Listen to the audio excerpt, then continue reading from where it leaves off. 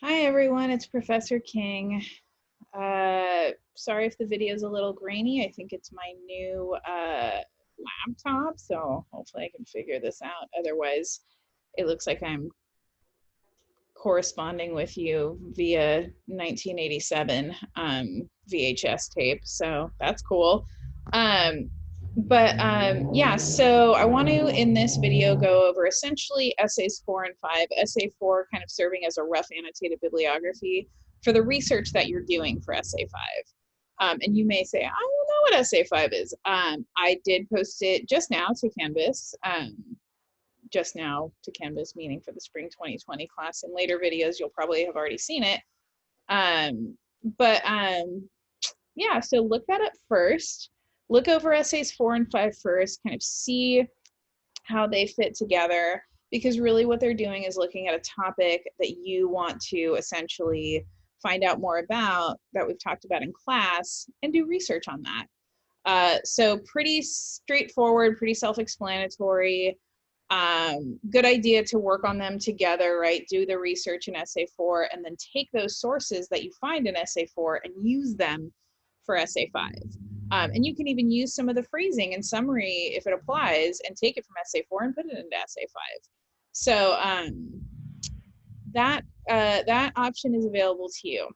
This video, I'm going to try and keep it as short as possible. So what I'm going to do is I'm going to switch over to share screen in a moment. And I have a little, I have a little kind of rundown of what we're going to be doing. And I'm going to be pretty quick with it. I'll stop where I need to stop. I'll show you certain things where I need to show you certain things. And then we are going to be golden, right? Like Pony Boy. So let me pull up the share screen here. And this is basically what we're doing today. Okay, so before you watch this video, it's a really good idea to review the assignments for essays 4 and 5 that are on Canvas, and the crap test notes and rubric, because I'm going to be showing you how to research. Most of it's going to be review because we've looked at it before, or you've probably looked at it in other classes and things like that. But it's always a good idea to revisit and build on what we know from there. So again, work smarter, not harder. Don't just dive into this dang thing. Have a plan, have a strategy, because in the long run, that's going to give you less work to do. It's going to make you kind of deer in the headlights, freeze less when you're at the writing table station, whatever it is. So make sure you're doing that. So for the final essay prompt, right, you're essentially going to choose a topic. And if you think about the midterm, and if you think about essay 4, essays 3 and 4, in other words, we're looking at problems, right? We're looking at problems that have to do with the self, that have to do with society, that have to do with particular groups. And we're addressing those problems. And that's really what we're talking about in the final essay, is thinking about problems, thinking about solutions, or if we're going to talk about it in terms of Tolentino, thinking about delusions, right? Like delusions at every level. So look at that prompt and then choose which one you want to really talk about based on what, the topic you chose for essay 4 and how you want to approach it as either a problem, a solution, or a delusion in essay 5. And again, if you don't know what I'm talking about, read the dang assignments.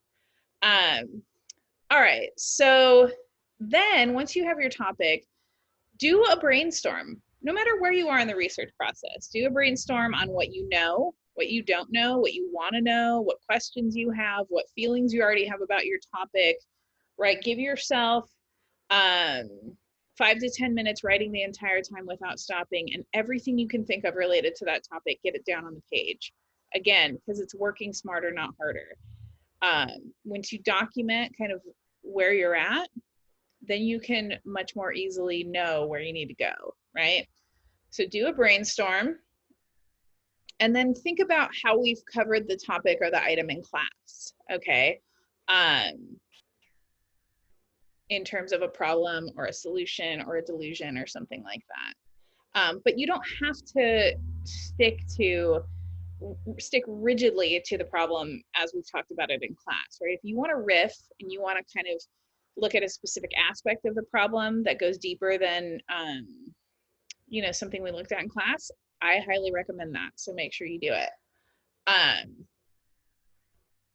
And a good place to start is to look over your readings, look over the highlights and the annotations of the readings that are associated with that topic, right? And look at what you thought, right? It may surprise you to go back, you know, 3, 5, 10 weeks and consider, oh yeah, like this is how I felt about this thing, and this would be a cool thing to do more research on. That's really the thing. The reason why I gave you so many different things to choose from in essay 4 is I want you to make this your own as much as possible. I want you to look at something you want to talk about that is a contemporary issue that we've looked at in class, you know, from your angle. I know it's still limited to what we've talked about in class, and maybe, you know, maybe those issues don't really excite everyone, but do your best to make it your own. And then once you've done the brainstorm, once you've kind of reviewed what you had to say in the first place about that topic, start thinking about how you're going to tackle your research. And here's for things that I would say. One, look for sources related to your topic. You already have a few if you've started essay 4, right? You already have, you know, the data, the biographical, the, what are the other two? Theoretical and historical? You know, so you have stuff related to it. Now you just got to do something with it. Sources related to the topic, to the author, to both thinking about data and statistical sources, historical, biographical, theoretical, intertextual, meaning relating to texts, right? The way that like Tolentino talks about woo and has like her bibliography in the back of her own book, right? That's intertextuality in a sense. Scholarly journal articles, articles from reputable news sources, reputable. This is not a political issue. I'm not saying, right, like you can't watch, you know, you can't use Fox News, but you can use CNN. You can't use any source that generates ad revenue as its main goal, right? We've talked about this in class before. It doesn't matter if it's conservative, libertarian, liberal, leftist, right? Maoist, whatever, right? Don't use it if the whole point of that publication is to generate ad revenue. Also, don't use it if it's like a personal opinion that's not vetted through peer review, right? So through some sort of vetting process, right? So if it's like a blog, or like one of those Googled sources that's like 10 ways to stay healthy, right? And the title is the same as the URL. Don't use those. They're not good. They're not college level, right? You know, like think about the people who disagree with you, and when they use one of those sources, the first thing that you do is say, well, you got that from CNN, that's trash, right? Or you got that from, you know, Aunt Stacy's mommy blog, right? Like that's trash. So don't do the same thing. Be academic, right? Be rigorous in your research. And we'll do a quick review to show you what that looks like. So no Google, no Wikipedia, no ad revenue based magazines, no magazines, no infotainment sites, whether they be on television or on the internet, no blogs, no personal opinions, right? No websites where the title is the same as the URL, right? So those are off limits. No history.com. I'm trying to think of like the ones that I've seen in the past. No biography.com, National Geographic, Scientific American, Psychology Today. Like those are all ad revenue based and they're too easy. You need stuff that is rigorous, that takes a certain level of intellect to read, right? Because you're there, you're in college, you're doing this. You got to show that you're part of this community. So you find those variety of sources, right? But we're at essay 4, right? We're not at essay 5 yet, even though while you're crafting essay 4, you're preparing for essay 5, right? So you're going to want to use the best sources you have. No more than the ones I asked for, right? So don't give me like 10 sources and 40 pages of essay 4 because you think writing a lot is going to get you an A. Trust me, I've seen plenty of students write a whole lot, right? Twice the length of an essay, and it's still drivel, and you know, they still earn the grade they're going to earn, which is not an A, right? So just because you're writing a lot does not mean you're going to earn an A. You have to write well. That's the key, right? Make sure you're citing according to MLA standards. Don't worry about that page 500 of the textbook. That's another textbook, but you do have MLA formatting in Everything's an Argument. So go to the glossary, go to the back of the textbook. It'll tell you where to find MLA formatting, how to cite that properly, so do that. Or you can go to Purdue OWL, the Purdue Online Writing Lab, which is a free online source that helps you to format anything, whether it's a film or a book or or a statistical source or whatever, right?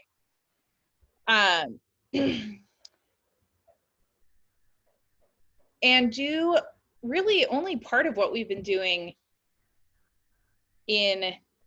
well, you can do all of what we've been doing in your T4s since the first day of class, essentially, which is you summarize and then you talk about the thing, right? You critically analyze it.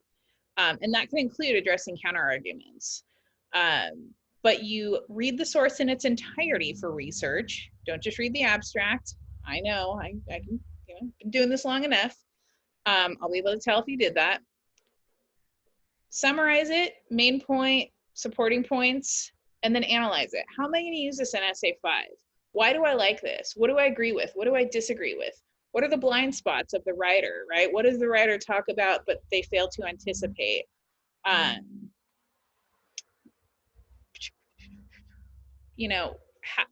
this going to interact with the other research I've done? Does it overlap entirely with another source? If so, you should probably find something else, right? And the analogy that I always use is like you're baking a cake.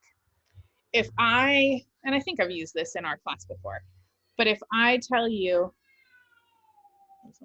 some grouchy kid outside, if I tell you, go bake a cake, right? What are you gonna do? Well, you're gonna get the ingredients first, right? Think of that as your research. You've got your butter, your flour, your sugar, you've got your vanilla extract, your eggs, right? Cocoa, whatever. Because they're all different.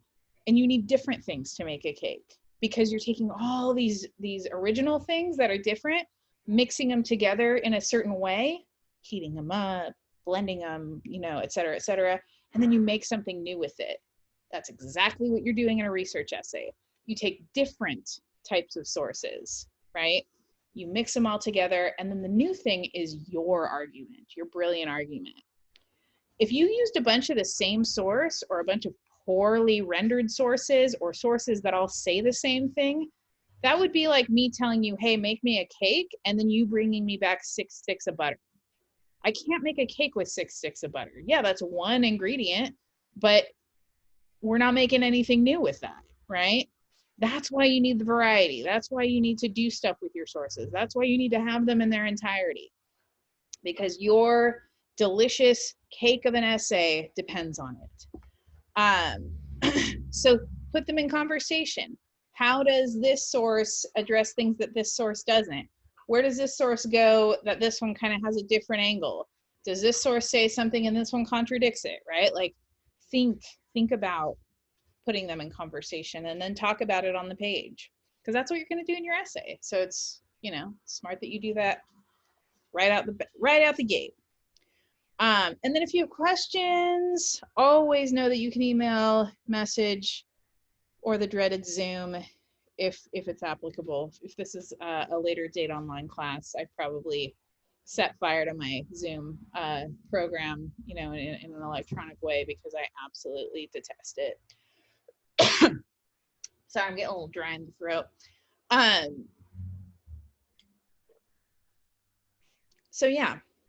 So the last thing I want to show you is just a review of how to navigate some of these library websites, right? Because if we're looking at this video while we're in quarantine, that means we can't go get physical books in the library, right? If this is after quarantine, you're watching this video, you can get books. Yay, books are great. Ask a dorky English major like myself. Former English major, I guess I got the degree, so at least something's going right in my life. Anyway, we go to our class page, right? And we go to our most recent module. For certain classes, this might be a different week, but for the class that I'm recording this for, it's for week 14. And you've got everything you need there, right? You've got essay 4, got essay 5, you've got the readings that we're doing for the week. You know what's up. Here's what else you have that I think is incredibly important to note. You have a link to the library website right here. So you click on that, it'll take you straight to the library page. And the beautiful white box, right? That this is the thing that we always go back to when we research, this guy right here. Catalog is those print books that, again, if you're watching this under quarantine, you probably can't access, but you still can get ebooks, right? So sometimes you'll put in a search term and you'll find an ebook. So it's still worthwhile to look through the catalog because you can, as long as you have your ID and your last name, you can access those ebooks, right? Where most of you are going to go is databases, right? Because especially if you're under quarantine, that's how you're going to be doing your research is remotely. So one thing I've talked about before, Statista, right? For that statistical and data-driven information.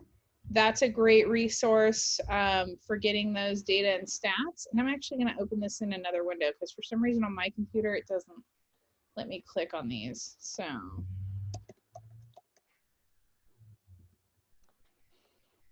oops, I need to go to the library, not full call instructor, library.fullcall.edu. So go to our little white box, go to databases, we have Statista, but really all these are great, right? JSTOR, Gale. One thing I'll say, and this is where I go rogue from the library. I am not a huge fan of Gale opposing viewpoints in context. And here's why. It's a little, for lack of a better term, it's a little jejune. Like, it's a little too easy. And at this point, we need something a little more rigorous. It's a great start. It's a great springboard to kind of get some of those counter arguments and stuff. But I wouldn't use those exact sources in your essay. I'm just saying, you can find better stuff. So anyway, Statista, click on Statista, and then it just gives us the search engine for, you know, like what we want to find out more about. You know, if you want to bum yourself out, find out more about coronavirus, because, you know, like we haven't been driving ourselves insane for the last several weeks, right? But let's say you want to do something related to the class, right? Let's say you want to do, you know, campus sexual assault, right? You watched The Hunting Ground. You were like, this is really something I want to pour my heart and soul into, right? And so you click on campus sexual assault. Nothing found. And I'm not making light of sexual assault. Like, I think it's very important, but can we just all acknowledge that they asked if I meant campus seal assault, like as if like some marine mammal showed up at Fullerton College and like we all started beating it with clubs or something? That's very odd. So let me change my search terms.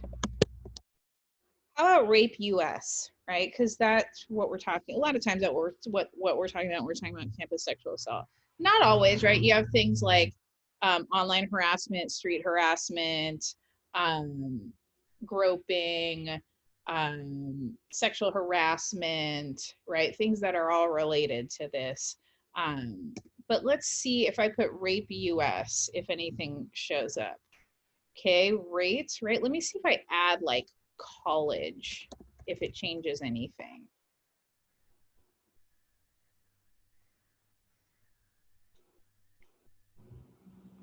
Yeah, that is odd.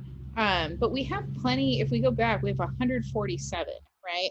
Um, so we have forcible rape cases, um, by gender, sexual assault victims, right? So like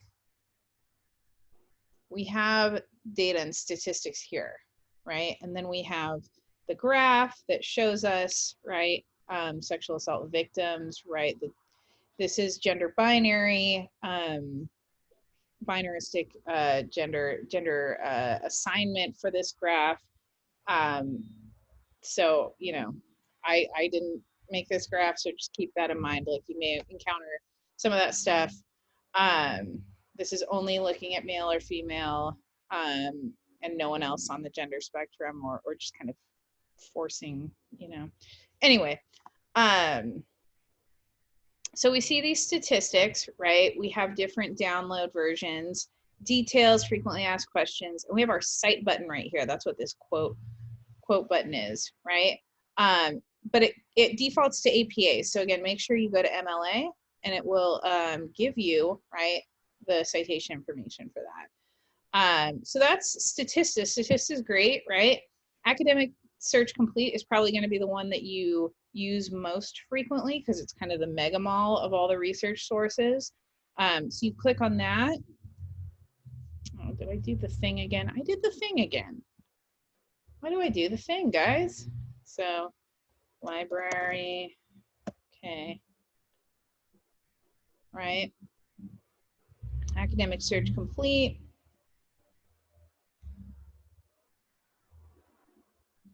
And, you know, campus sexual assault, I'm gonna put US. We have 3 sources, right? How much can campus crime reports tell us about sexual assault? College sexual assaults, US campuses failure seen as call to action, right? Obama says sexual violence has to stop in Grammy's video. So let's look at these. This one is published in Time magazine. Ooh, that's ooh, right? So we shouldn't use that one because again, unless we're using it as like a sort of historical primary source document. Let's look at these other ones, right? Chronicle of Higher Education, volume, issue. So now we have a little bit of a better source, right? Chronicle of Higher Education is a peer-reviewed sort of scholarly forum in which educators submit ideas, and again, a panel of peers review it. No one makes money off this thing. Like, you know, if I submit to the Chronicle of Higher Education, I'm not like, you know, gonna make money off it the way that like a writer for Time Magazine would, right? Or the way that Time Magazine makes money again off of ad revenue. So we have the information, you have the little cite button here, just like you have with Statista. Again, make sure you scroll down to MLA because otherwise it's incorrect, right? Copy and paste, make a hanging indent, alphabetical by last name there. But one thing that happens with students is, you know, they get here and they go, oh, it's only 3 sources. I can't do research. Oh, no, my friends. That's why when we look for something in the search box in this guy here, we've got to change our keywords around. We've got to find stuff that's associated, possible counter arguments, other synonymous keywords, right? Antonyms, things like that. So again, rape U.S. colleges. See if anything shows up.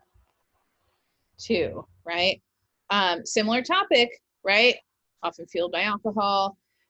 JAMA, Journal of the American Medical Association, reputable, right? So again, you got to play around with those keywords. You will get stuck. You'll get stuck. You'll go down avenues that lead to nowhere.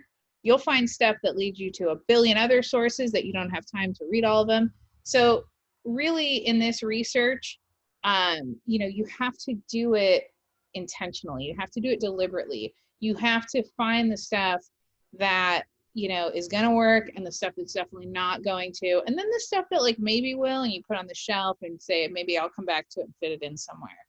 It's always a good idea, and I'm going to go out of the share screen now. It's always a good idea to find more sources than you're going to use in an essay. That's my advice, because then all you got to do is get rid of them, right? But if you don't have enough, then you're scrambling for like, oh, I need more information. So I hope this helped. Again, if you have questions, comments, email me. Otherwise, I hope you all have a wonderful day, and I will talk to you later. All right, bye.